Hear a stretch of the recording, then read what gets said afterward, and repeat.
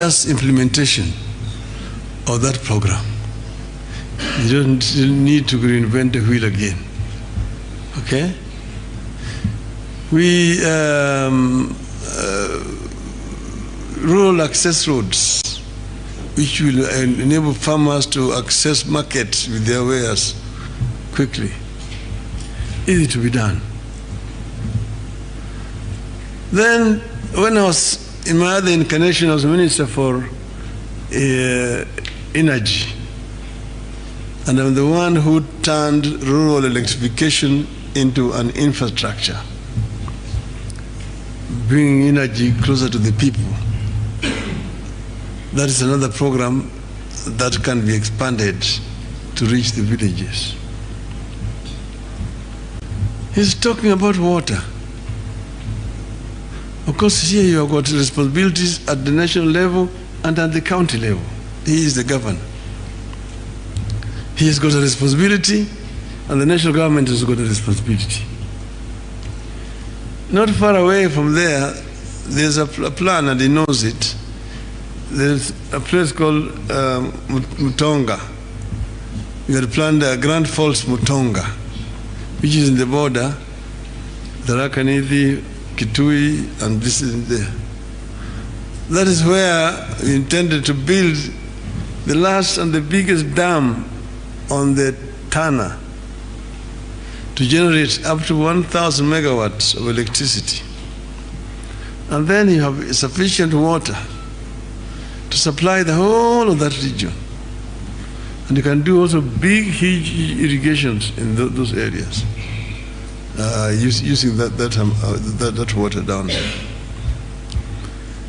But we had also planned there the LAPSET, the Lamu Port, South Sudan, and the Ethiopia Transport Corridor. And it's passing through this area here. You make this area a transit route. Then there's also the other one which is going down. You had planned when I was a minister for roads. Kibwezi, Kitui, Mwingi, then you come through Meru, to Isiolo, and then it joins this other one going to Addis Ababa. And then you also have the branch going through Samburu to Juba. And then you connect. Because we are doing Mr. Chairman is the chairman of LAPSET. And you know, we are doing a corridor. It's not just going Lamu Port, South Sudan, but it's going through South Sudan into Central African Republic, into Cameroon, to the port of Okribi, to connect the Atlantic Ocean and the Indian Ocean and create that land corridor and open up the interior of Africa. That will create a big market. Then you do not even need to go and beg for your Mira market. You can send it to South Sudan, send it to Central African Republic, to the Cameroon, and so on. So there are many things that can be done working together. But I'm talking about this issue of economy mashinani. And that was in the BBI. And we talked of minimum 35% going down to the counties. That itself will help revolutionize life down there. As the governor said, it is putting 6 billion shillings extra into the coffers of the county government. That will help the county government, because at the moment, the amount of money that is going down there, big chunk of it is just going for recurrent expenditures, paying salaries to the staff down there. But you need additional funding for infrastructure and other services like health and water and so on and so forth, agriculture. I myself am convinced that BBI had a solution to our problems. And you just say, put it on the side right now, but we will ensure that it is implemented. We will ensure that it is implemented for the good of our people.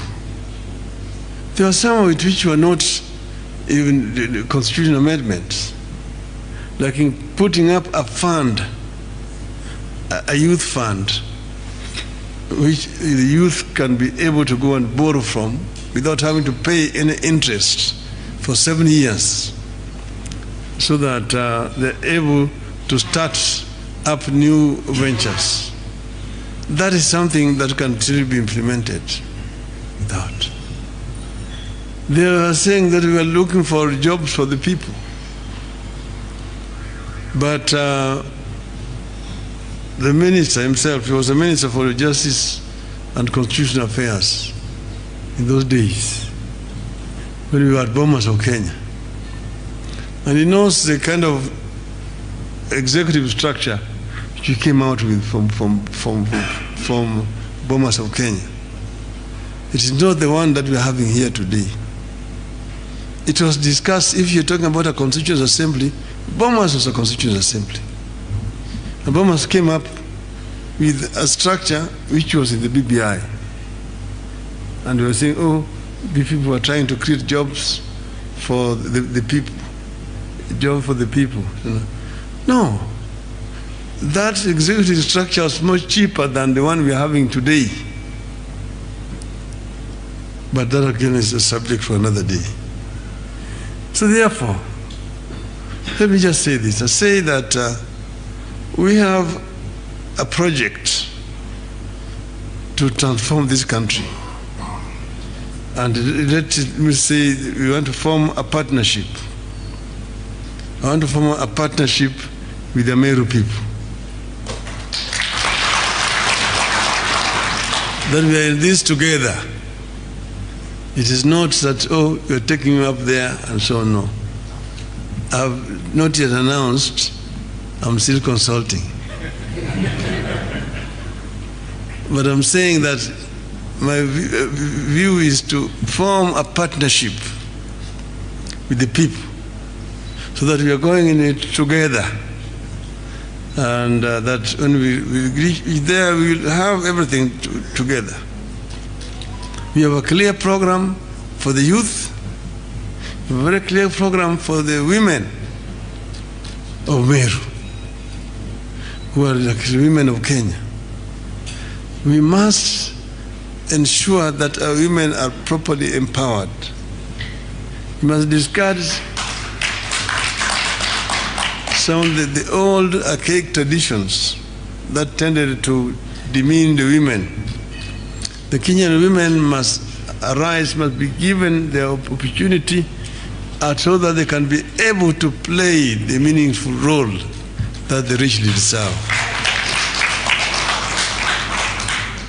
Our women don't want handouts. They don't want to be treated like second-class citizens. They are first-class citizens like everybody else.